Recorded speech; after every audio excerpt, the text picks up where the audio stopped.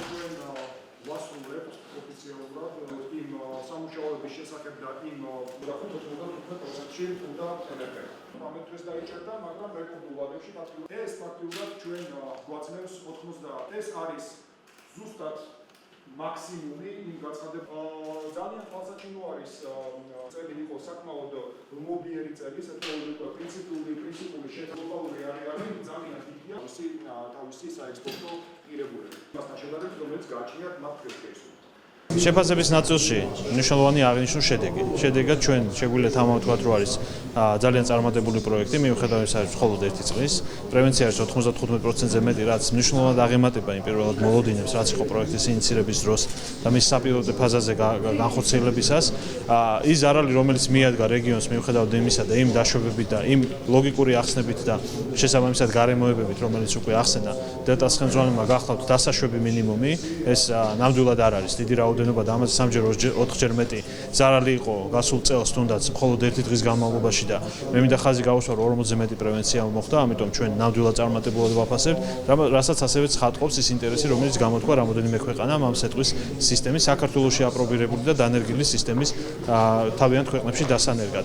ასევე მნიშვნელოვანია ის, რომ დელტა დაიწყებს ჭურვების წარმოებას საქართველოში, რაც მნიშვნელოვნად შეამცირებს დანახარჯებს, როგორც საოპერაციო კუთხით, ასევე გაზრდის უკვე სიზუსტის მაჩვენებლებს და რაც თავარია კონტროლის მაქსიმალურ შესაძლებლობებს მოგვცემს. სეტყვის საწინააღმდეგო პროექტი ერთ-ერთი მნიშვნელოვანი პროექტი იყო დელტასი. წინა წელს შესაბამისად ისაუთვალა წარმატებულად, რამდენადაც თავისი ეფექტი ჰქონდა. ჩვენ მოხარულები ვართ, რომ დელტა წარმატებულ პროექტებს ახორციელებს და მომავალშიც განახორციელებს.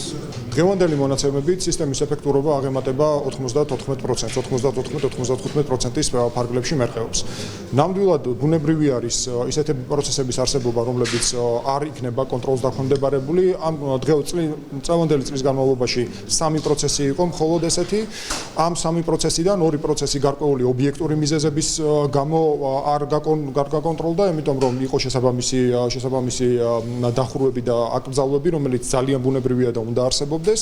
ხოლო ერთი პროცესი ნამდვილად იქნა არაკონტროლირებადი, ეს არის ის ბუნებრივი დაშვება, რომელიც სისტემას გააჩნია, ამიტომაც არის დეკლარირებული არა 100%, არამედ მასზე ნაკლები. შესაბამისად, დღესდღეობით ჩვენ შეგვიძლია ძალიან დადასტურებით ვთქვათ, რომ სისტემამ გადააჭარბა იმ პირველად მოლოდინებს, რომელიც ჩვენ გვქონდა.